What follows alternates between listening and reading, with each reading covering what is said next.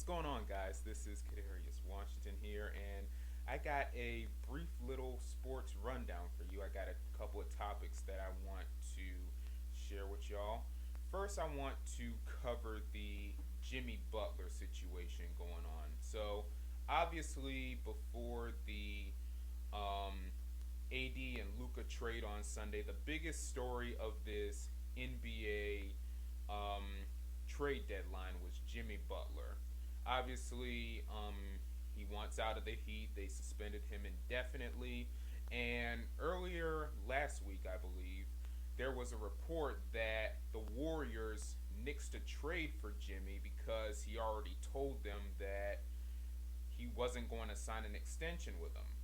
So basically, the trade deadline is tomorrow. So what's Jimmy Butler's market? I mean, does the man even have a market anymore? Now, early on in this cycle, we knew it was Phoenix or bust for Jimmy. But I mean, with all of this and then him not wanting to sign an extension, I mean, where's he gonna go? What is he gonna do? And I've seen this morning a few sites proposing a four or a five-team trade for Butler, and honestly, I think that might be what it takes. If Jimmy Butler is going to get traded before tomorrow's deadline, it's probably going to take a three to five team trade. But I am definitely interested in seeing what happens with Butler because I'm pretty convinced that he played his last game in a Miami Heat uniform. So, and I'm really not sure if they're going to buy him out, but I just got to say that Miami, they're going to have to find a trade for him because this situation is already beyond ugly. So, they need to go ahead and do something, have a 3 to 5 team trade, and in one of those trades, it had Kyle Kuzma going to the Milwaukee Bucks for Chris Middleton. Well, that trade already happened. That already happened early this morning. So Miami is definitely going to have to figure something out as far as this Jimmy Butler situation is concerned because Pat Riley is done with it. Jimmy Butler is done with it. And whatever Miami Heat fans, I know Miami is one of the worst places to have a sports franchise. Whatever 14 or 16 or 20 fans that they got, they're done with it. So they need to figure out something with Jimmy Butler, and they're going to have to do it soon because time is ticking. And another thing that I really didn't get to in depth on the sports rundown on Monday was the Indiana Fever. And of course, I covered a little bit of their off-season moves, but I think you can definitively say that the Indiana Fever won free agency. They won the offseason. I mean, with re-signing Kelsey Mitchell and signing Natasha Howard and DeWanna Bonner, I mean, you can definitively say that the Indiana Fever have the best roster in the WNBA. And it's not even close. And plus, they signed Sid Colson to a one-year deal, who is a huge veteran locker room piece, a glue piece that's going to keep the team together. You can easily say that the Indiana Fever should be favorites to win the championship.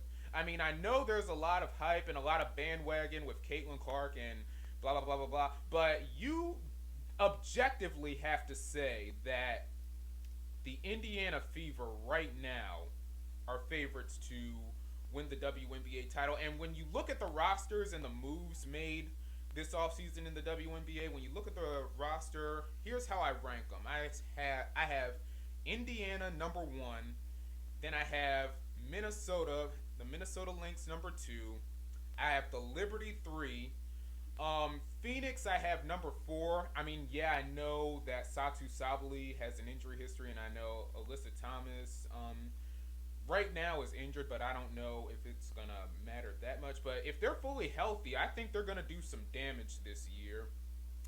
And then number 5, I have the Aces, because after all, even though they lost Kelsey Plum, picking up Jewel Lloyd was a big add for the Vegas Aces. And then I have the Dallas Wings at number 6 with all the moves that they made, and of course, potentially picking up Paige Becker's #1 overall in this draft.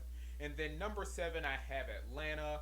I mean, with Ryan Howard and Alicia Gray and now Brittany Griner, that's going to be a really good team. But the number 8 is going to be interesting because LA, I mean, yeah, they have Kelsey Plum, but I'm still not all the way sold on them being legitimate playoff contenders. I mean, yeah, they have Rakia Jackson, who so far in Unrivaled has been one of the most consistent players, and they have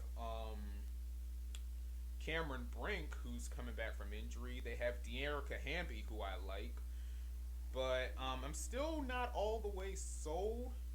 And the Mystics, so far, they have done absolutely nothing this offseason. They have not gotten any better. Chicago, I mean, outside of Courtney Vandersloot, they still have a little ways to go before we actually take Chicago seriously. As we know, Connecticut is in a full-blown rebuild, and Golden State, I think from indication, this is probably going to be a throwaway year for the Valkyries. I mean, there's a lot of unknowns with this team. I mean, and especially in the draft, which, I mean, I haven't really paid attention to a lot of draft boards and mock drafts, but there's a lot of unknowns. But I would say for that 8 spot, I say LA is probably the most likely. It's probably going to come down to either LA or Chicago as far as that 8 seed. But yeah, the NBA over the last weekend, really, they haven't really been as relevant. I mean, if we're being honest, I've been watching more college basketball games and even more so women's college basketball games than I have been watching the NBA. But now they are especially relevant now.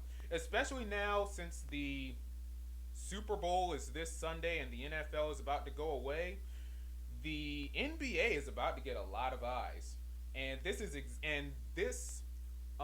trade deadline, this is exactly what they needed to get back to relevance. And to an extent, if you think about it, the WNBA has kind of been stealing their thunder as well with all of these off-season moves as well. And of course, Unrivaled. And then you got Athletes Unlimited starting tonight. So I think that'll get some eyes.